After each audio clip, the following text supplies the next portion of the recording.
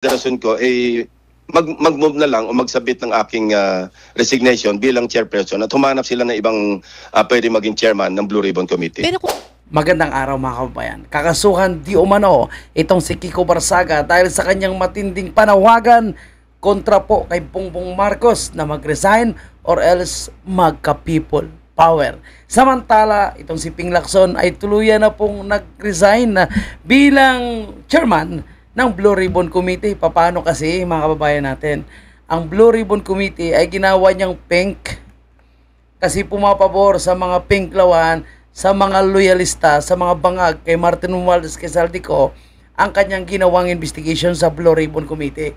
Kaya marami po ang nagalit na sambayan ng Pilipino at marami rin pong senador ang naging dismayado. Kaya mukhang tinablan po ng hiya itong si Ping Lacson at itong si Tuta Soto. Yan po yung ating pag-uusapan, pero bago ang lahat, huwag kalimutang i-like muna ang ating video, mga kababayan natin. Okay, tara pag-usapan na natin ito mga kababayan. At pakinggan muna natin ang interview ni Ping Lacson, no? Bago tayo magbigay ng ating mga komento. At isusunod natin dyan mga kababayan, itong interview po nitong si Kiko Barsaga kay Boy Abonda kung ito daw yung dahilan kung bakit napabilib itong si Boy Abonda. At syempre, no, kumuha tayo ng kanyang maikling video doon sa kanyang panawagan na nag-announce kung kailan dapat lumabas, no, at makiisa daw po yung tao sa kanyang panawagan. Actually, marami po yung ayaw na talaga kay Marcos at gusto na mag-resign si Marcos Jr., no? Pero ang kapal din ng mukha niyan at syempre yung kanyang mga alipores ibayad gamit ang pera ng taong bayan, kaya talagang hindi umalis itong si Bongbong Marcos. Tayo, patuloy po tayo na nalulugmok sa kahirapan. Samantala sila, sabi si Sandro Marcos daw, nasa F1 habang ang mga biktima ng lindol, bagyo, baha ay walang matutulugan, halos walang makain. Si Bongbong Marcos, no, ang kanyang anak ay nasa F1 daw. Iba ka nandun din siya, no? Samantala itong si Liz Satanas, panay pa-concert yan every Saturday sa kanyang Golden Verge at sinasabing milyones daw yung ginagastos every Saturday sa pa-concert yan. Grabe, no? Wala talaga silang awa sa bayan ng Pilipino. Sige, Ping Lacson muna tayo mga kababayan. Kasi yung po yung nagiging insinuation, Senator Lacson, na ang palibasa na banggit na Senator Romualdez at tigil yung investigasyon. Iyan ang mga binabanat ng mga ilang netizens, lalo yung mga bashers, no. Ganito lang yan, Alam nyo, lahat ng chairpersons, lahat ng komite sa Senado o sa Hausman, we serve at the pleasure of our peers, kasi elected kami ng aming mga peers, particular now, primarily, ng members na majority bloc. So, may mga, sabihin na natin, may mga disappointment na in-express yung aking mga kasamahan sa Senado, narinig natin si Senator JB, Senator Sherwin, ganoon din, nakapag-express ng kanilang sentimiento. Now, sabi ko, hindi naman ako nagsisilbi bilang chairperson ng Blue Ribbon Committee at the pleasure of the President of the Philippines, at the pleasure of netizens, at the pleasure of bashers, at not even at the pleasure of the public. I serve at the pleasure of my peers, At kung nagkukulang na ng pagtitiwala yung aking mga kasamahan, yung especially kung mas marami sa kanila, hindi na masaya sa aking pag-handle sa Blue Ribbon, maybe, naisip ko na rin ito, maybe stepping down is an option. So, stepping down is an option. Tama lang po yun, mga kababayan po natin, di ba? Na umalis po itong si Ping Lacson. Mag-step down na lang siya kasi wala na pong masaya sa kanya at halata na po masyado, mga kababayan po natin. No, na ginawa niya naman pink yung Blue Ribbon Committee. Ginawa niyang Pink Ribbon Committee, mga kababayan po natin. Di ba? Kasi puro cover up at pagtatakip po ang ginawa ni Ping Lacson. Ilalong-lalo na itong si Tuta Soto, mga kababayan po natin, no? Wala namang kaalam-alam, di ba? So, ano pa yung purpose nila dyan, mga kababayan? Nung lumabas lang itong si Master Sergeant Cotisa, kinabahan na po sila, no? Kung ano-ano na po yung kanilang pag-question na ginawa po kay Sergeant Cotisa. Pati po yung nagnotaryo, yun, no? Kini-question nila na fake daw yung notaryo. Lumabas naman ang katotohanan na yung pagnonotaryo o yung mismo yung notaryo ay original, no? Hindi po dinaya, kundi yung lumabas na sinungaling ay ang abogado mismo na posibleng mananagot po siya ngayon dahil sinimula na po ni Senator Marcolita ang investigation. Dito naman po kay Ping Lacson, ang siniservisyohan mo, Ping Lacson, baka hindi mo alam, di ba? Ay ang taong bayan, lahat po nakawani ng gobyerno sa taong bayan nagsiservisyo. Kaya kung ang taong bayan magkokomento na hindi na maganda, hindi na pumapabor sa lahat, no?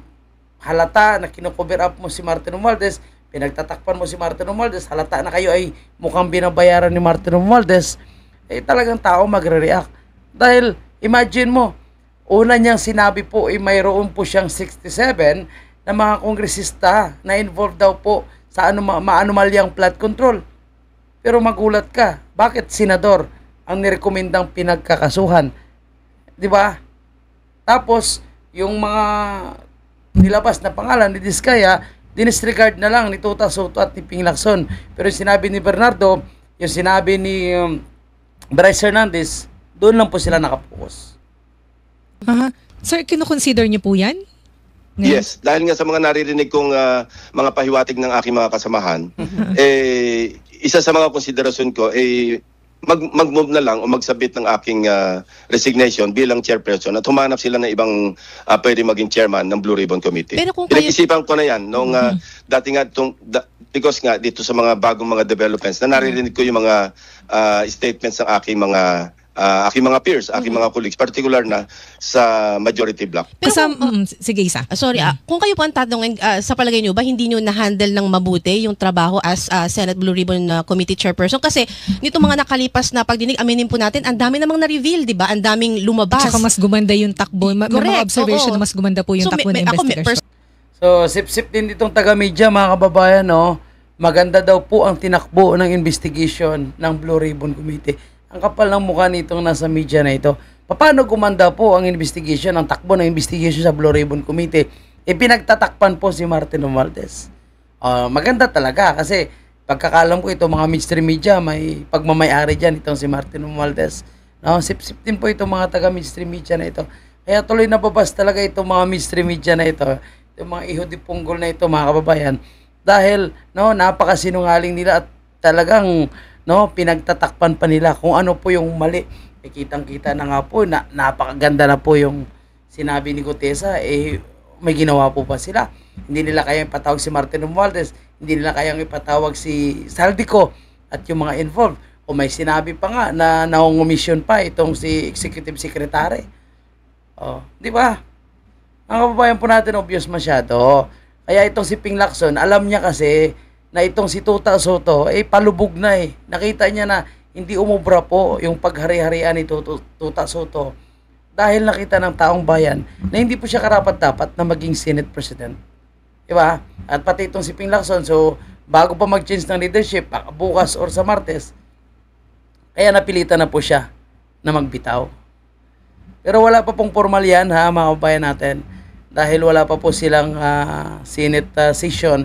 So kung bukas, yun, sa kanyang plenary doon po siya mag-a-announce. Sa ngayon, hindi pa po yan formal. Medyo nagulat ako na may ganun pala. Kung ako tatanungin, siyempre sasabihin ko, maayos ang aking pag-handle. Dangan nga lang, lagi may gumugulo. Daming palusot nitong si Ping Lacson sa totoo lang. Dami daw ng gugulo, maayos daw yung kanyang pamumuno. Ako Ping Lacson, or Pink Lacson. Nakakahiya ka po, pati si Kiko Barsaga, binanatan mo. Pati si Kiko Barsaga, pinatulan mo. Hindi pa nga nagsisimula yung pagdinig. Pagkatapos ng court order, meron na agad ng gugulo. So doon nagkakaroon ng perception na hindi maganda yung pag-handle. Pero I think, and I honestly think na maayos yung aking pag-handle. Pero sabi ko nga, nagsisilbi naman ako bilang chairman at the pleasure of my peers. Kung wala silang tiwala sa akin, kung mayroon sa kanila walang tiwala, then hindi naman ako ganun kamanhid para hindi ko maramdaman yon dahil nga nakapag-express na sila ng disappointment. Opo. At kung ang dahilan dahil meron nasa sangkot, meron mga pangalan ng aking mga colleagues na nababanggit. Sabihin na natin, dating Senate President Escudero, si Senator Estrada, Senator Villanueva. Ang tingin nila, bakit ang pinupuntirya, rightly or wrongly, at sasabihin ko, false yung narrative na nasusundan na pinupuntirya ko lang yung aking mga kasama.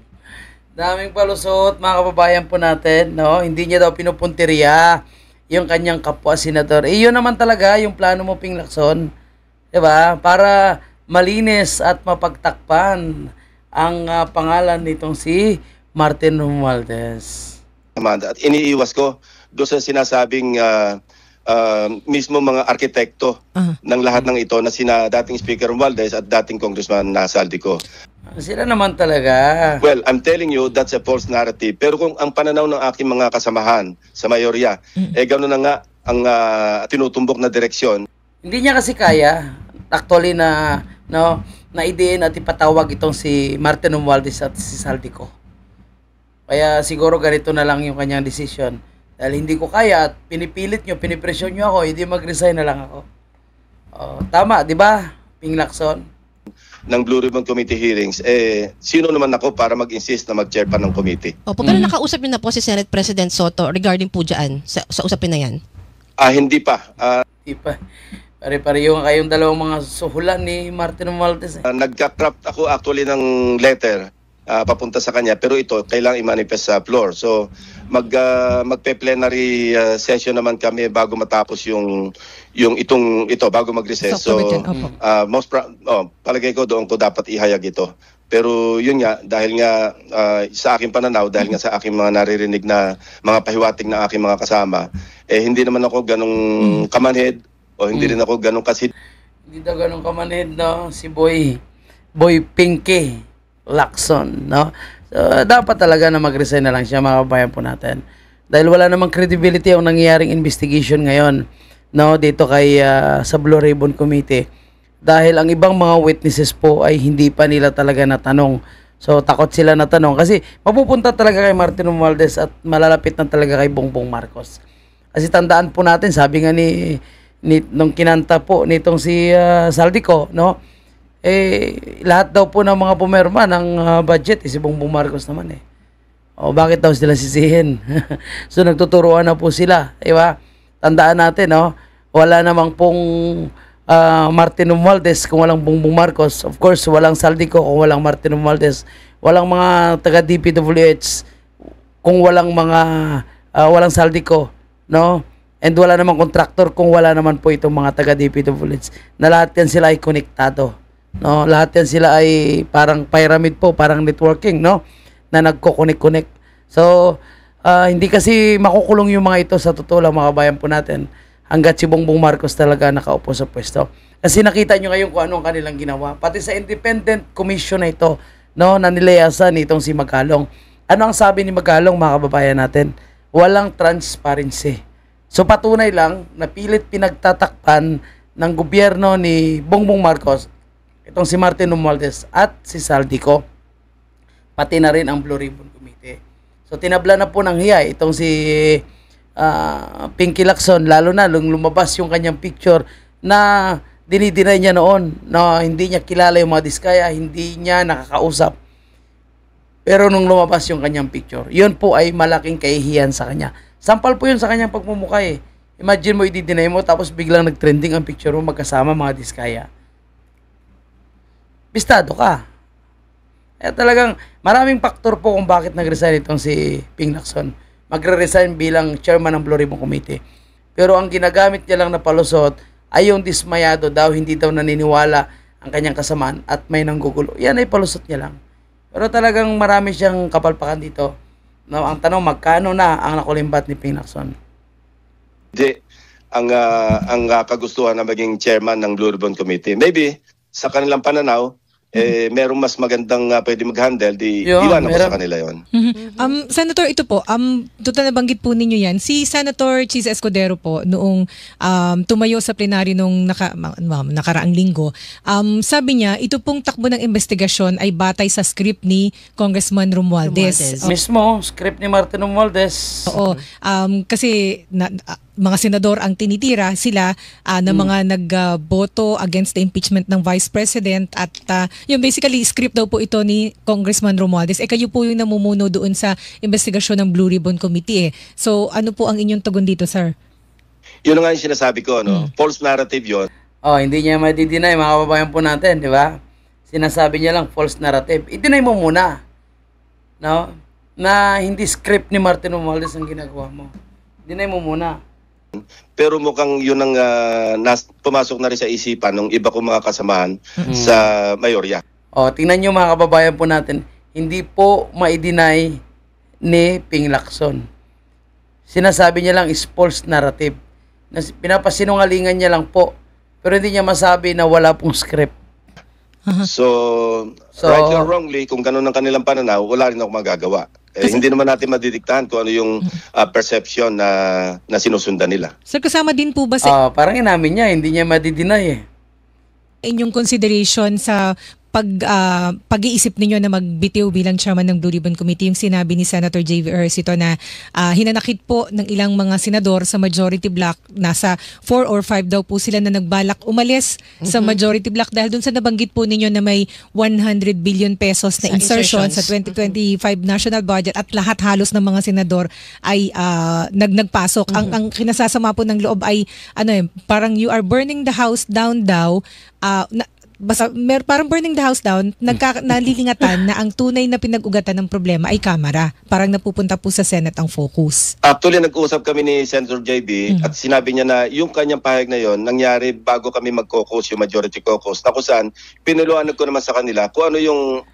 basta insertion na yan, ako naniniwala na walang mali kung walang ghost project at walang paglulustay. Ang may mali lang kung i-deny mo na wala kang insertion. Di ba? Tapos kalaunan lalabas ang ebidensya kagaya nung nangyari kay Risa Tanas. Di ba?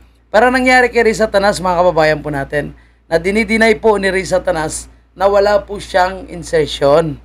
Sinasabi niya na wala daw po siyang insertion, sinasabi niya na hindi totoo yan, pero lumabas na mahigit 3 billion pala ang insertion ni Risa Tanas. At may mga lumalabas na proyekto po na nagtitrending ngayon. Naku, maraming picture ni Risa Ontiveros na nagtitrending. Pati itong multi-purpose building. O, tingnan mo, no? Kalansay po yung napatayo. Hindi po nabubungan at hindi po nasahikan. So, ang lumalabas dito ay si Risa Ontiveros ang nagpundo ng mga project na ito. So, yan po ang patunay na si Risa Ontiveros ay hindi po malinis. Linisan lang po itong si Risa Ontiveros. Kagaya nitong si Kiko Bam, no? Na parehong involved po sila, mga kababayan po natin, sa mga maanumalya po na proyekto. So lalabas at lalabas talaga ang katotohanan kahit po i-deny nila, mga kababayan po natin. Diba? Kaya tama lang na nag-resign po itong si Tuta Soto dahil wala naman po siyang selfie. No? Hindi naman niya mapapalabas ang katotohanan kundi puro kasinungalingan lang at pananakip lang ang ginagawa nitong si Pinky Lacson. Okay, so Pinky Lacson, iwanan na po natin yan, mga kabayan po natin, no? So, bukas pa po yan sigurado magsasalita patungkol sa kanyang resignation. And hopefully, no, tanggalin na rin po yan si Tuta Soto at magpalit na rin po ng leadership ng Senado. Okay, puntahan natin si Kiko Barsaga naman, mga kababayan po natin.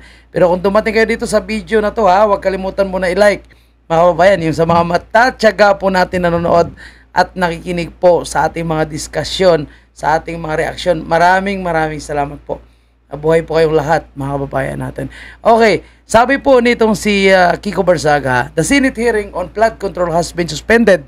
The Marcos administration is desperate to protect Martin Romualdez. The only path to justice now is through people power. Philippines versus Marcos. Yun nga po yung susunod nating bibigyan ng ating reaction video. Itong panawagan po ni Kiko Barsaga lang people power at pag-resign nitong si Bongbong Marcos. So dalawa lang yan, no? Mag-resign siya para hindi magkaroon ng people power.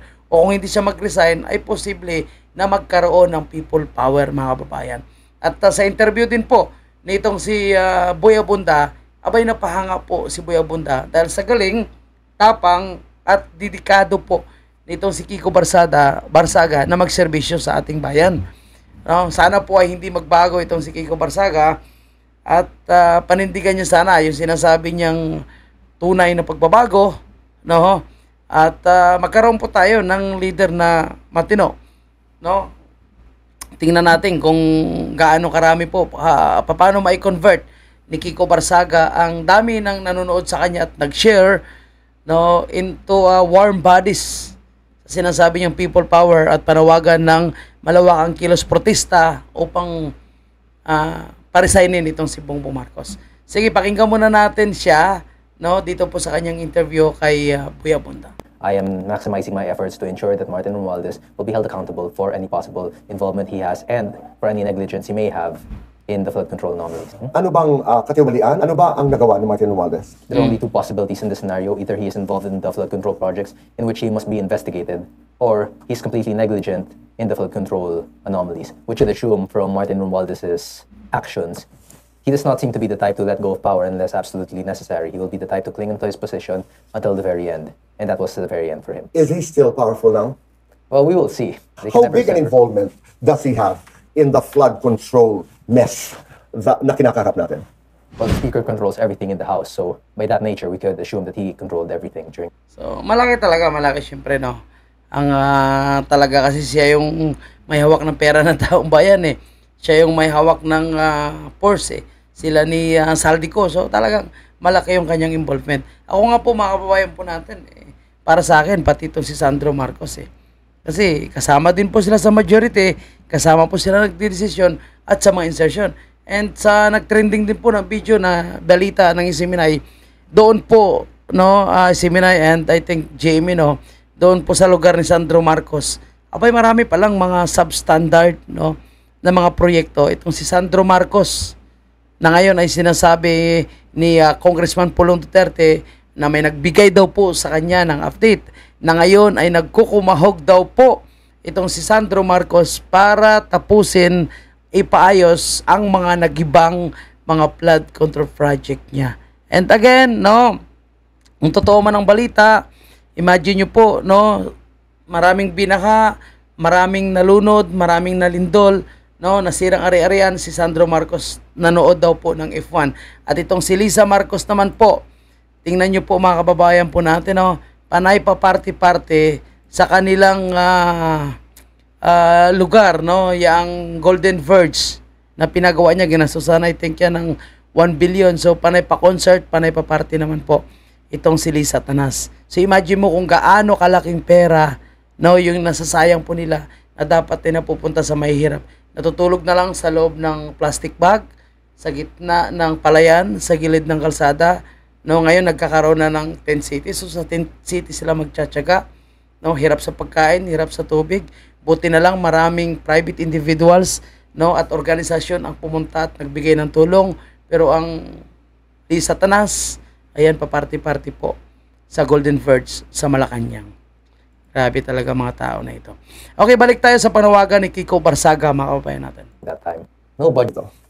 But right now, all I've been thinking about is the speakership and how I could ensure that Romualdez will face accountability for any possible crimes he was involved in, and also the other people in the House. But hopefully, this might become a new movement, a new take on politics, and how my ideas and the ideas of the new generation could help shape this country and prevent us from reaching the same results that we've always. Forces of the Philippines. Okay, so sabi niya nga, itong kanyang idea, no, tinitingnan niya kung paano po, no, magre-react itong mga Gen Z, mga kabayan po natin. Lalo na kaya dito sa panawagan niya. Philippine National Police and Philippine Reserve Forces, along with all the citizens who dream of a better future for our country and our descendants, join our call to invoke our democratic right to have our voices be heard. Let us call upon people power and create a better Philippines that our children will be proud of. Starting October 12, October 12 yung kanyang panawagan, nanawagan siya ng people power, no, at pag-resign nitong si Bongbong Marcos. So tingnan natin mga kabayan, kanina sinilip natin, nasa 8 milyon na po yung views, no, dito po sa panawagan nitong si Kiko Barsaga. Nagkalat na po sa lahat na platform, Facebook, YouTube, nagkalat na po. And titingnan po natin how to convert these views into warm body, no, at yung pupunta po ba ay mga lehitimo na gusto ng pagbabago sa korupsyon, o baka magpapadala naman ng planted, no, kagaya ng ginawa po nila na nanggulo para hindi makagawa ng peaceful rally ang mga grupo, no, na gustong manawagan ng Marcos resign. Diba? So anyway, mga kababayan po natin, yan po yung ating pakaabangan, no, kung gaano karami ang magre-response into warm bodies, no, dito po sa panawagan ni Kiko Barsaga. Tayo naman po na nakiisa po, no, sa panawagan ni Kiko Barsaga, pero yung ating kagustuhan ay mapayapa. Peaceful rally po, hindi kailangan yung marahas, no, peaceful rally para sa lahat po ng mga Pilipino na gusto ng pagbabago. And itong resignation ni Ping Lacson ay baka bukas pa ito, mga kababayan po natin, no.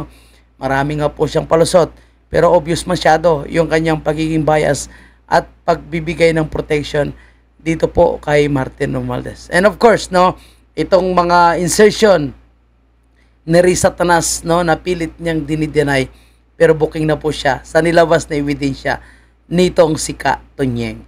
Yun po ay maraming salamat, at kung umabot kayo dito, huwag kalimutan pong i-like, no, and paki-subscribe na rin po ng ating munting channel. Maraming salamat.